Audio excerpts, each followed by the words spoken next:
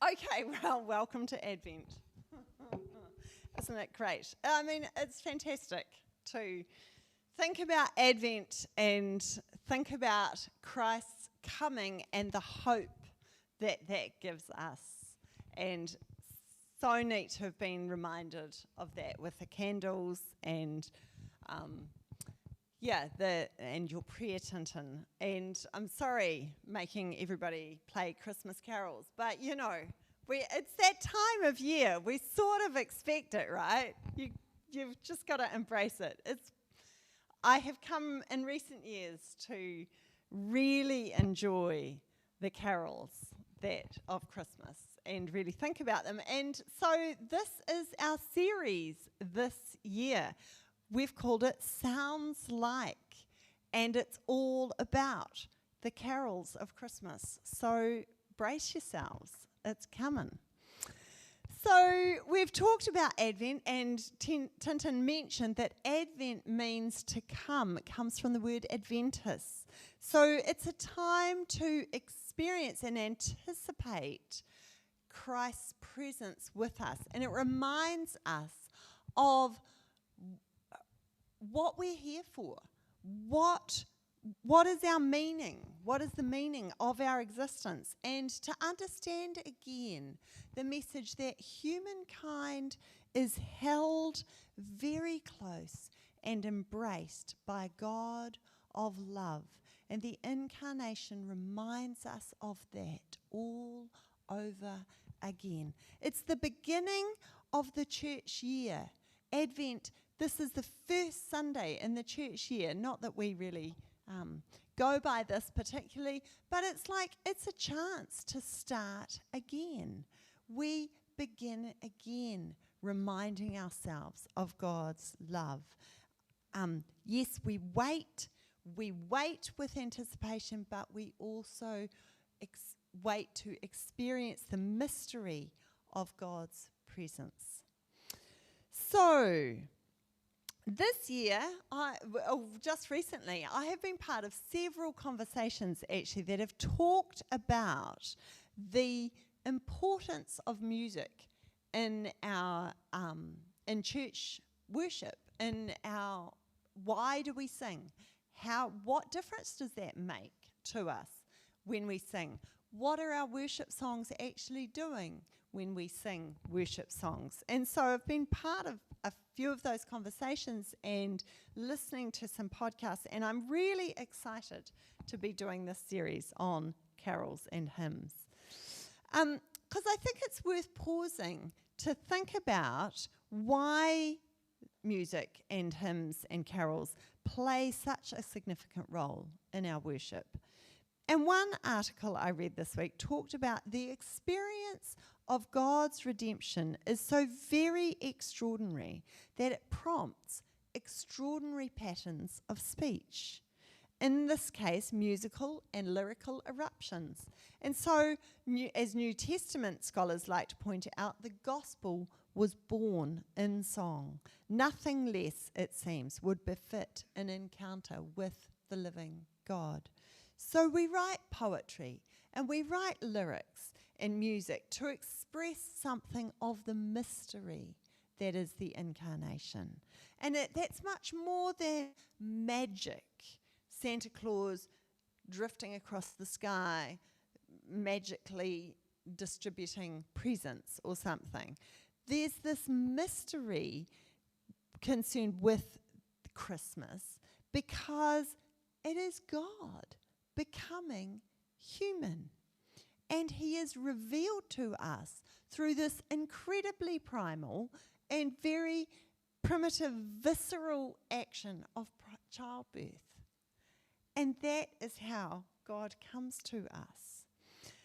And so, bear with me this morning as we go through this, because I have been in a journey of carols. I might have listened to 10 versions of the carol that we are going to listen to today.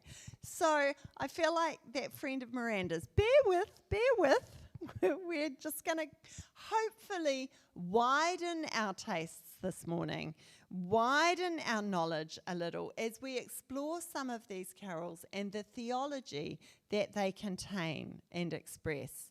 Of course, I think personally that the most joy comes when we actually sing them, but I'm not going to put you all through that this morning. We're going to listen to some. Thank goodness for YouTube is all I can say, and Spotify. So where should we start? Because there are literally thousands of carols. So I thought, well, let's start at the beginning, and that would be Adam, right? Adam lei I bounden. I don't know if any of you have heard of this carol, but it was written in about the 1400s. So we're looking at Old Testament prophecies today and how they point to Jesus and how they point to his coming. So I thought we'd start with this one. It's a medieval carol from the 1400s, and it was probably like a folk carol. And it represents the common thinking of the time and some of the theology of the time, which is that Adam ate an apple. Well, we're not told that in the Bible, are we? We're not told it's an apple, but they didn't have Bibles for everybody in the 1400s, so they just thought it was an apple. So we'll just go with an apple for today. And he sinned by eating the apple, right? Well, fruit, as we know. And he therefore died in sin, and he was bound for 4,000 winters, says the carol. And so that would be in limbo in Catholic theology, that he would be bound in limbo and for 4,000 winters until the harrowing of hell, which would be Catholic theology. But we come to that from Ephesians 4:9, where, and it's in the Apostles' Creed, where Christ ascended into hell, right?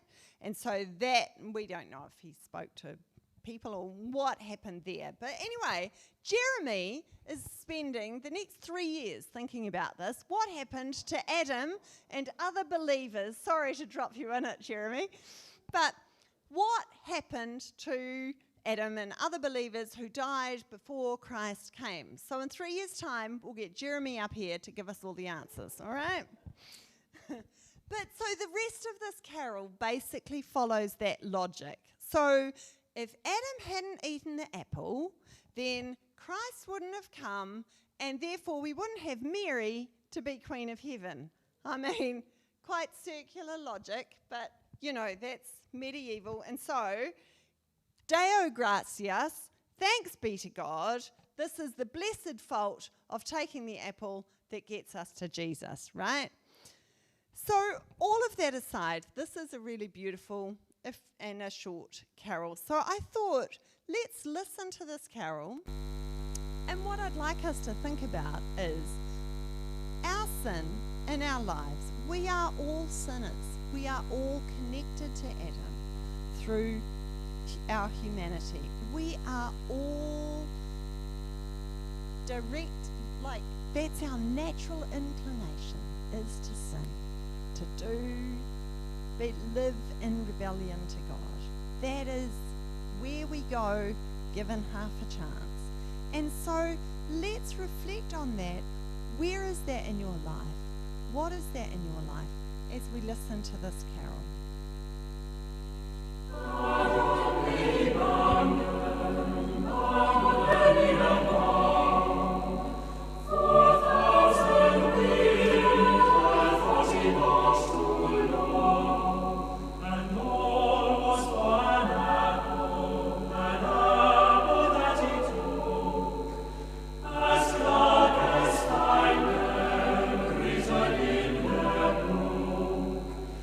Yeah.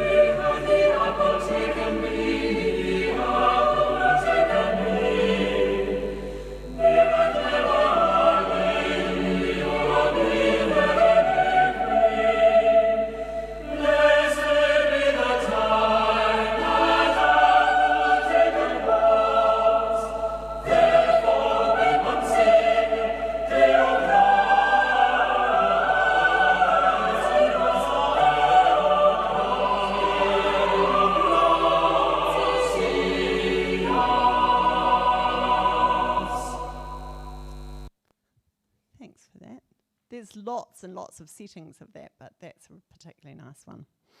So from Adam, we then have all these prophecies in the Bible that predict the coming Messiah. And we read one of those earlier. Janai and Lauren, thank you for, humouring me. And that is that prophecy from Isaiah is probably one of the most famous ones that points to Jesus, points to the Messiah. And there are many, many settings of that text. Probably the most famous one is Handel's Messiah, For unto us a child is born. Many composers have set the text from Isaiah to music. But another carol which expresses that longing, and we're going to sing this later. That's what Stephen was talking about. He's had a stressful week. telling him to learn new carols. But hopefully some of you will be at least familiar with the tune. But this carol expresses the longing of Christ coming. It says, it was written by John Wesley in 1744, verses 1 and 4 were written by him. And it says, "Come, thou long expected Jesus, born to set thy people free. From our fears and sins release us. Let us find our rest in thee. Israel's strength and consolation, hope of all the earth thou art. Dear desire of every nation, joy of every longing heart." And then verse 4 says, "Born thy people to deliver, born a child and yet a king, born to reign in us forever, now thy gracious kingdom bring. By thine own eternal spirit, rule in all our hearts alone. By thine all-sufficient merit, raise us to thy glorious throne." And you can see in these words, they're expressing the sentiments of Isaiah and other prophets that are pleading for deliverance from oppression and for the joy and the hope that is anticipated with the coming of Messiah. And John Wesley expands that notion of deliverance for Israel to the deliverance for all people, in particular our deliverance from sin. And you see also in this carol there is an acknowledgement of human sadness and of complexity here. This isn't jingle bells all the way, happy, happy, happy. Happy if I get more stuff. Happy if Christmas Day is perfect. Happy if all the children are happy or everything aligns in my world. This is a joy that meets us in our suffering and brings us true comfort and consolation through Christ, through his grace and his merit, and our submission to him, allowing him to reign in our hearts. And now I want to look at one more carol. I reduced it to 3. I started the week with 5. So I want to look at one more carol that I discovered last year, and I saw the title and I couldn't quite believe that there was a carol that expressed in such specific terms the debate that sparked the development of the Nicene Creed. So it's called "Of the Father's Love Begotten," or sometimes called "Of the Father's Heart Begotten." And so this carol started life as a Latin poem of 38 stanzas, 38 verses. We won't look at all 38. And it was by this poet named Aurelius Prudentius in the late 300s AD. And so then he became, in later life, he became an ascetic and fasted every day and was a vegan, in fact, and ate no animal products. So, early church trivia. And the music for this started as a plain chant, actually. We don't know when, but there is a manuscript from the 10th century existing of this music. But in 1851, someone translated the words from Latin into English and then also combined the English words with this plain chant, which was sort of a bit awkward because they're a little bit different. And then it became came into the form of this hymn, carol, that we know. And it's basically got reduced down to 9 verses, you'll be relieved to know. And these are arranged and usually sung about 4 verses by choirs and congregations throughout the years. So what is special about this carol? So first of all, let's look at the title, Of the Father's Heart Begotten. And we might be tempted to gloss over this and think, oh, yep, John 3:16, the only begotten Son, yep. But think about it. This poem was written in 300 AD something. And that was shortly after the Council of Nicaea, in which the main debate was whether the Son was begotten or created.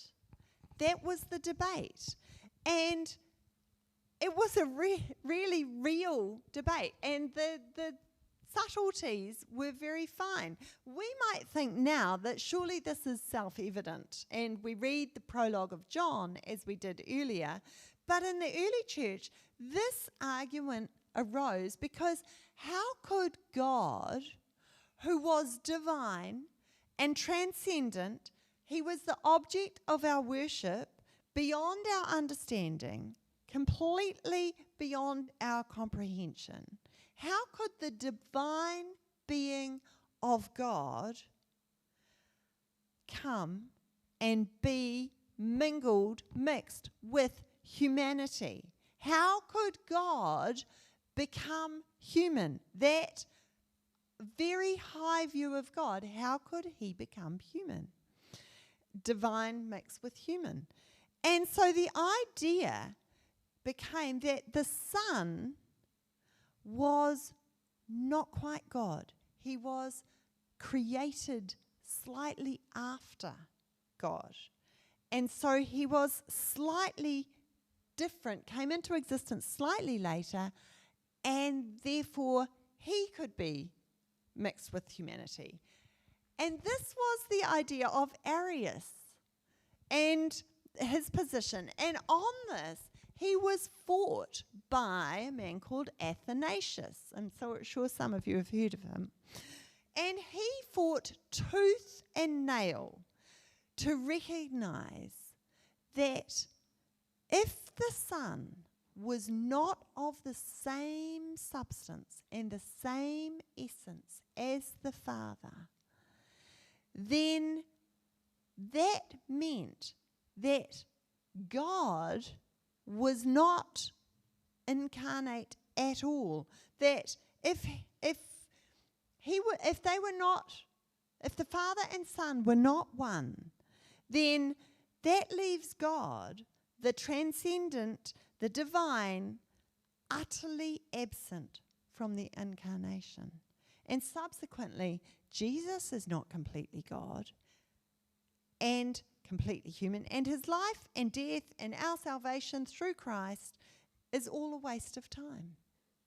And at the time, this seemed very subtle, like a subtle difference, and the way Arius phrased it sounded convincing, comes from a very high view of God, for the divine character of God. But this is the mystery of the incarnation, that God, the divine being who we read about in John, who created everything in the cosmos, the creator God who we live and move and have our being, was in fact exactly the same substance as the Son. He was begotten, in fact, not created. And so he's described in John that we read earlier. Let's read. In the beginning, the Word already existed. The Word was with God, and the Word was God. He existed in the beginning with God. God created everything through him, and nothing was created except through him. The Word gave life to everything that was created, and his life brought light to everyone. The light shines in the darkness, and the darkness can never extinguish it. And we see the essence of these verses echoed in the first couple of verses of this carol. Of the Father's love begotten, ere the worlds began to be. He is Alpha and Omega, He the source, the ending He. Of the things that are, that have been, and that future years shall see, evermore and evermore.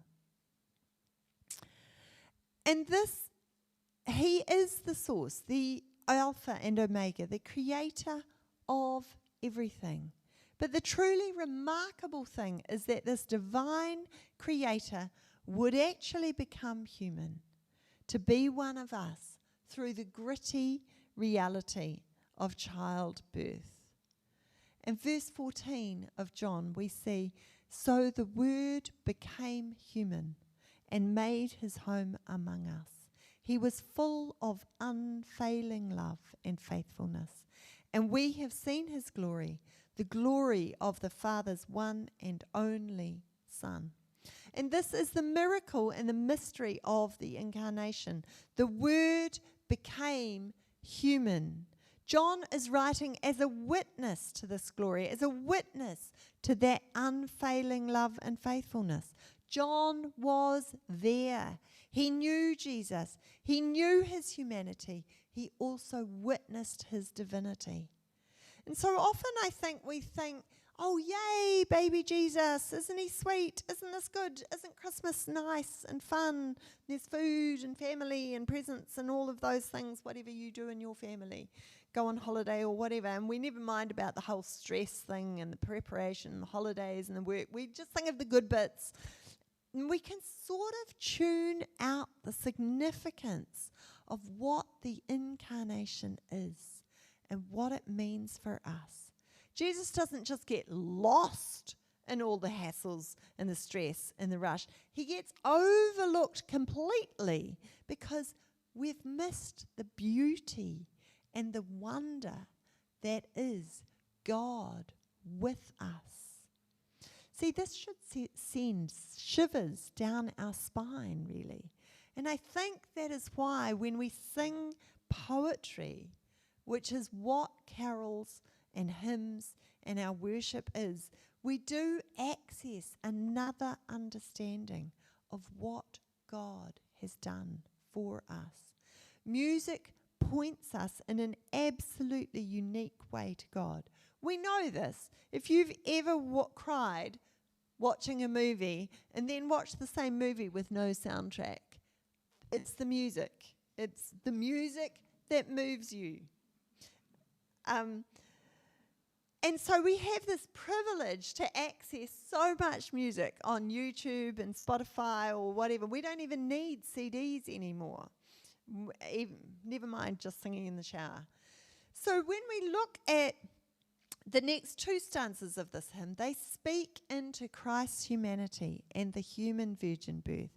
And again, it acknowledges the pain and suffering of what it is to be human and how Jesus became a part of that.